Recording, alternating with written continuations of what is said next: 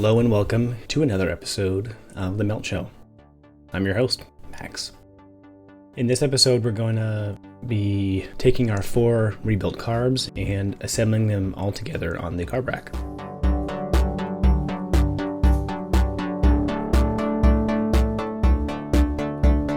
So at the start, I'd already done one pair. I think I ended up taking this apart again.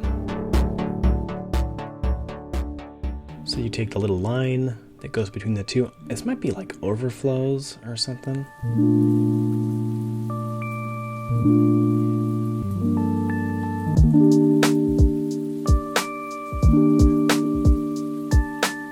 I actually think it is overflow. And then this barb is how both carburetors get fuel from the same fuel line. When you put the little clamp on the fuel line, at this point, make sure that it's situated in such a way that it doesn't cover the air screw, because you'll need to adjust that later, or you may need to adjust it later.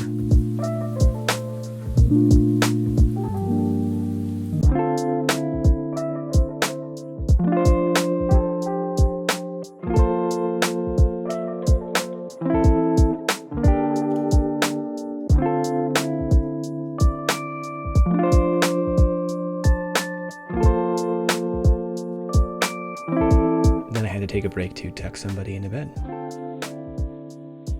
All good.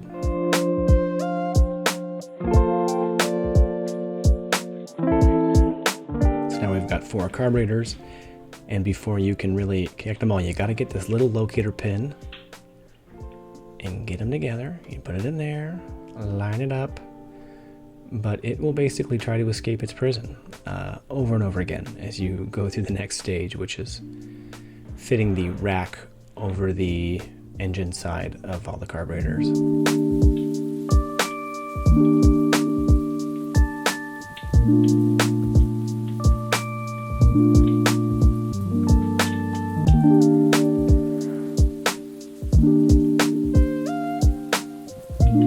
What kept happening here is the little locator pin kept falling out, and every time it does, if you've got the rack end on there, you gotta just take it all apart to fit the pin back in. It's just painful.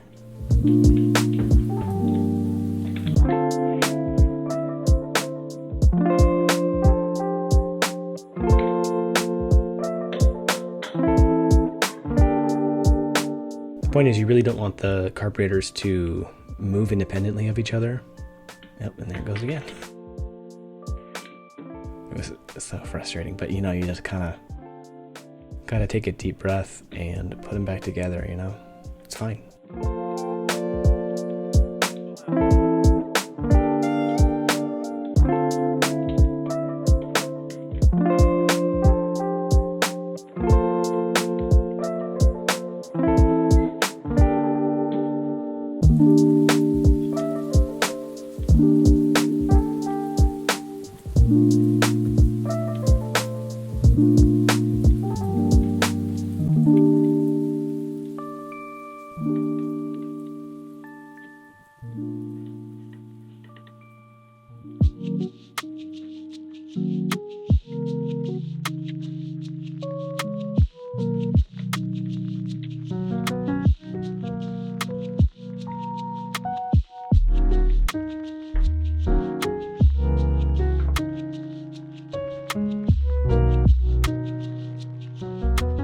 Make sure we get the fuel lines all set up.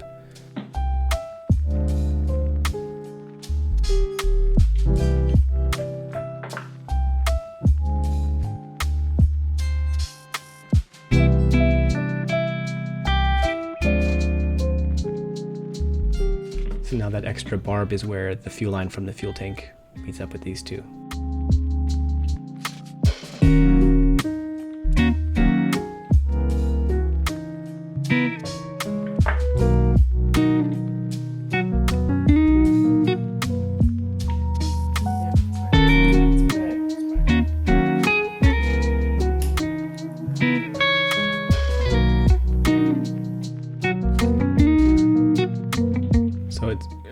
honestly kind of hard to film getting all these linkages on because my fat hands get annoying.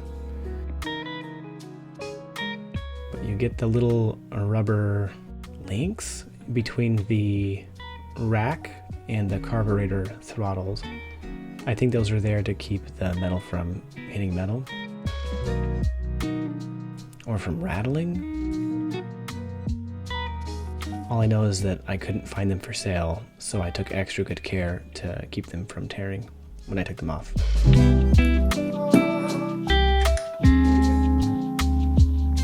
So you get the little aluminum fellas that are really doing the business of connecting the carburetors and their throttle slides to the carb rack.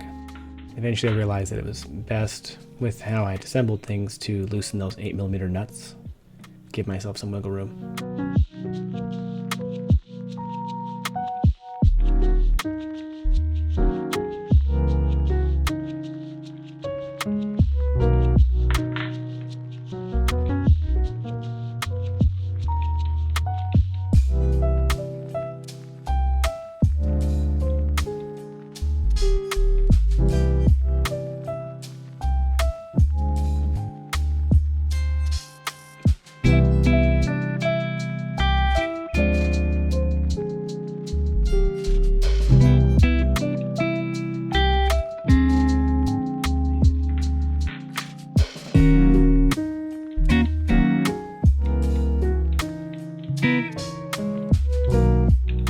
Not a lot of room between the carb bodies, their throttle levers, and the assembly on the carburetor rack.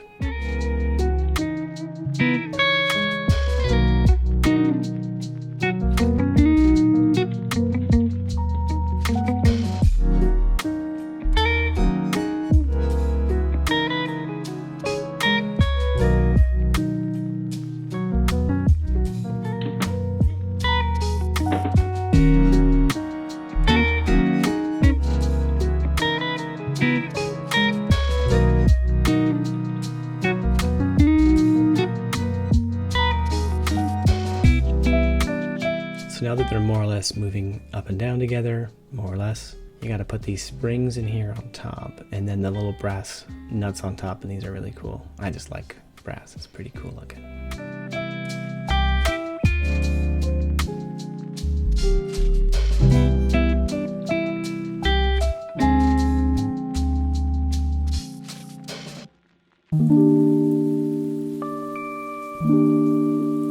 So now the throttles are all moving together, but they're not perfect, right? There's some variation there.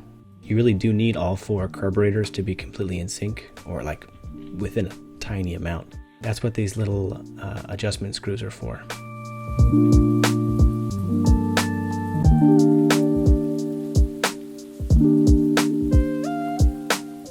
So as you tighten in that screw, it's basically adjusting the throttle slide for each carburetor body. And in the next video, I'll show you how to do what's called a bench sync. While the carburetors are still off the bike, you're making sure that each slide is basically at the same level.